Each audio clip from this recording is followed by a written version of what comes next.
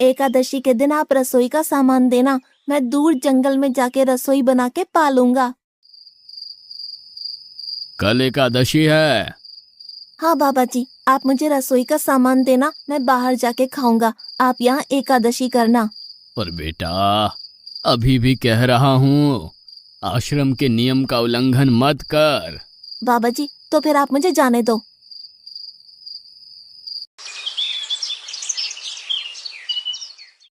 ओ अढ़िया, हमारे आश्रम में ऐसा नियम है कि ठाकुर जी को भोग लगा कर ही पाया जाता है।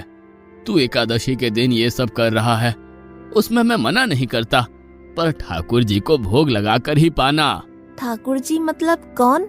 यार, ठाकुर जी मतलब भगवान ईश्वर। मतलब भोग लगाने पे वो रूबरू आएंगे? तो फिर ज्यादा सामान दो। तू मूर्ख, तुझे कैसे समझाऊं? भगवान नहीं आते, सिर्फ तुझे भावना करनी है। कैसी भावना? जब रसोई तैयार हो तब थाली के सामने बैठकर 2 हाथ जोड़कर ठाकुर जी को खाना खाने बुलाना। मेहरबानी करके इतना नियम पालन करना। ठीक है।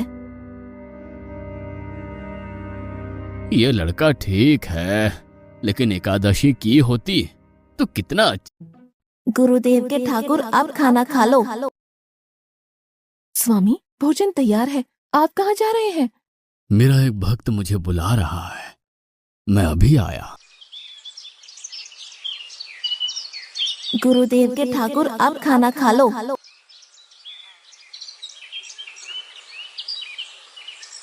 ओ भैया, आप कौन हैं? गुरुजी का ठाकुर हूँ। गुरुजी के ठाकुर? बाबा जी तो कहते थे ठाकुर जी नहीं आते, और आप आए। बाबा जी ने मुझे ठगा, और आपने भी ठाकुर। कुछ तो मर्यादा रखो ठाकुर, तुरंत दूसरे की बनाई रसोई पे टपक पड़े।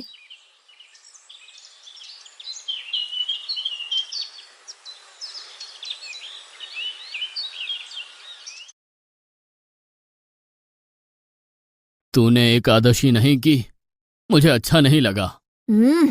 खाना खाया? क्या खाऊं? बाबा जी का ठुल्लू। ये आपके ठाकुर मान मर्यादा या विवेक समझते हैं, समझ ही नहीं आता। एक तो एकादशी नहीं की और ठाकुर को क्यों अपवाद कर रहा है? तो क्या करूं? आपके कहे अनुसार मैंने हाथ जोड़ के बोला, गुरुदेव के ठाकुर पधारो, तो जिसे कुछ नहीं आके सीधा खाने लगा। मेरी बात पूरी हो उससे पहले सब निपटा गया, भुक्कड़ कहीं का। भगवान थोड़े तेरे पास आएंगे। एक तो खाना भी खा लिया और झूठ भी बोल रहा है। मैं झूठ नहीं बोलता बाबा जी।